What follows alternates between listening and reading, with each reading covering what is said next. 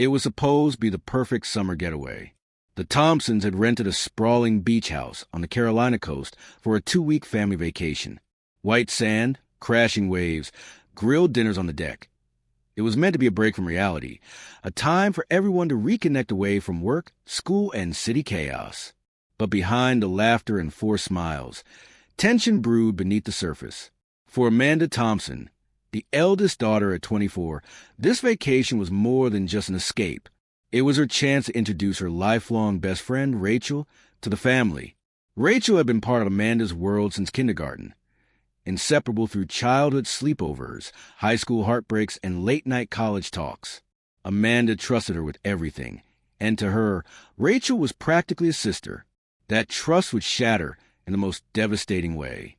On the third night of the trip, the family gathered on the porch watching fireworks over the water.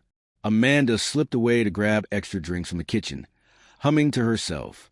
When she passed by the hallway leading to the bedrooms, she noticed a door cracked open, her younger brother Ethan's room. At first, she thought nothing of it, but then she heard it. Laughter, whispering, the kind of hushed, intimate voices you recognize instantly when you've known someone for years. Her stomach sank.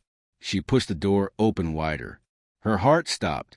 Inside, tangled up in sheets that weren't theirs to share, were Ethan, her 21-year-old brother, and Rachel, her Rachel, the best friend who'd sworn loyalty through every chapter of life. Their bodies close, their hands clutching, their lips still swollen from kissing. Amanda froze, her mind trying to reject what her eyes confirmed. Rachel gasped, pulling the blanket to cover herself, while Ethan scrambled to sit up, stammering. "Amanda, wait, it's not what it looks like," Ethan began, his voice trembling. "Not what it looks like?" Amanda's voice cracked, her chest heaving. "You're in bed with my best friend, on our family vacation. How long has this been going on?" Rachel tried to speak, but Amanda silenced her with a glare sharp enough to cut glass. Don't you dare talk to me like you're still my friend." The shouting brought their parents running, faces etched with confusion. When Amanda choked out what she had seen, the vacation house erupted. Their mother cried. Their father's voice thundered. Ethan tried defending himself, and Rachel sat in shameful silence. But for Amanda, this wasn't just betrayal. It was humiliation. Years of trust turned into a spectacle on a trip meant for family unity. She packed Rachel's suitcase herself, tossing it onto the porch, ordering her to leave. Rachel begged to explain, to at least talk privately, but Amanda slammed the door in her face. That night, Amanda didn't sleep. Rage and hurt boiled inside her until it hardened into resolve. This wasn't just about heartbreak. This was about being used, disrespected, and humiliated by her own blood and by the friends she had let into her life. And Amanda wasn't the type to forgive and forget. Within days of returning home, Amanda filed a lawsuit against Rachel. Her claim? Emotional distress, reputational damage, and breach of trust, citing years of friendship and the psychological trauma caused by discovering her best friend sleeping with her brother during a family vacation. The move stunned everyone. The Thompsons begged her not to take it that far, but Amanda refused. To her, this wasn't just a mistake. It was a calculated betrayal that deserved consequences. Word spread quickly.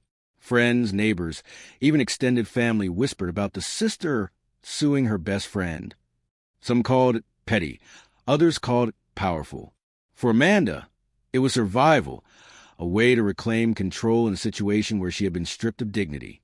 Rachel fought back, hiring her own attorney and claiming the relationship with Ethan had been consensual, private, and none of Amanda's business.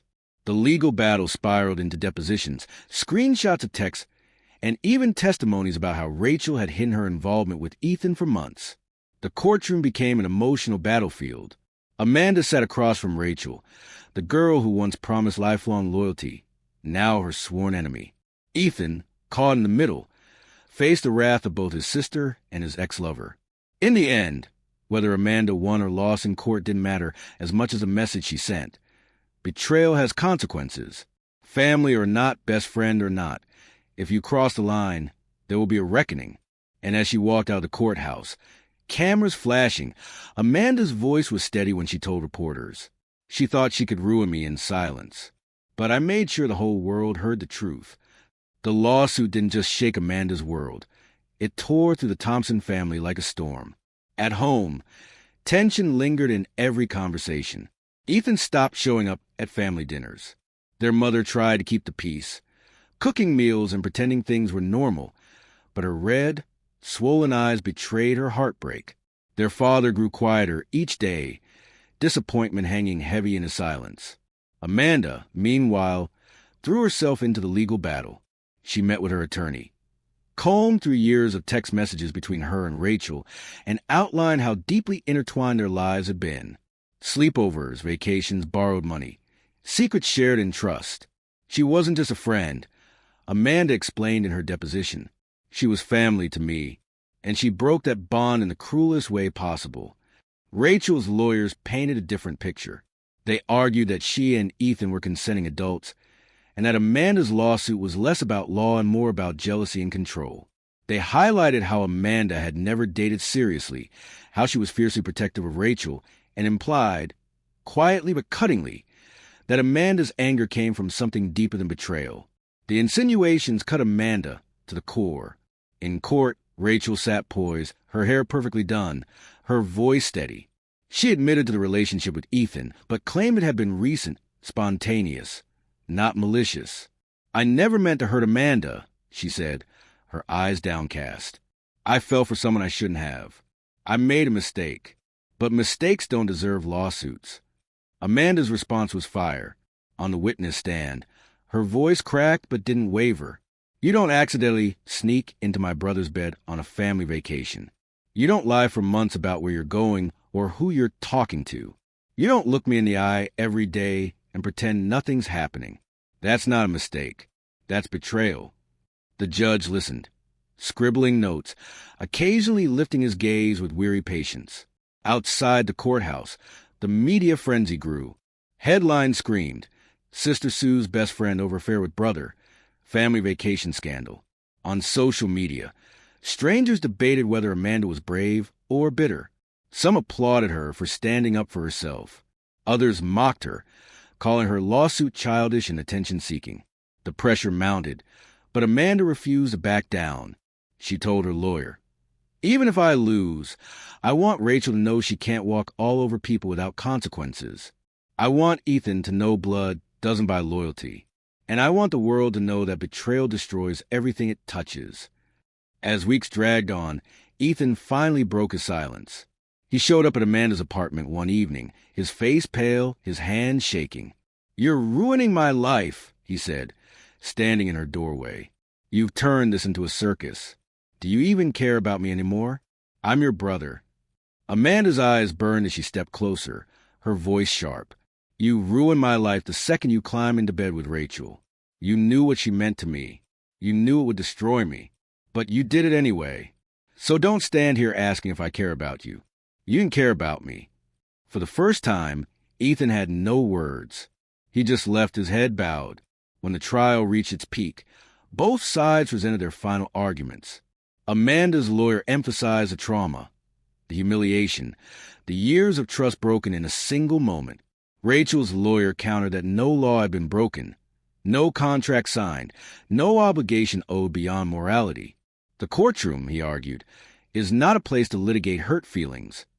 The judge's ruling would take weeks, but Amanda already knew, whatever the outcome, her family was changed forever. She would never again see Rachel as a girl who giggled beside her at sleepovers, never see Ethan as a brother who once protected her on the playground. And yet, as she walked out of the courthouse on that final day of testimony, Amanda felt something she hadn't in months. Strength. The betrayal had broken her, but standing up for herself, loudly, publicly, fearlessly, had rebuilt her in ways she never expected. The world could call her dramatic. They could laugh, criticize, or gossip. But Amanda had spoken her truth, and she made sure it echoed louder than any whisper behind her back.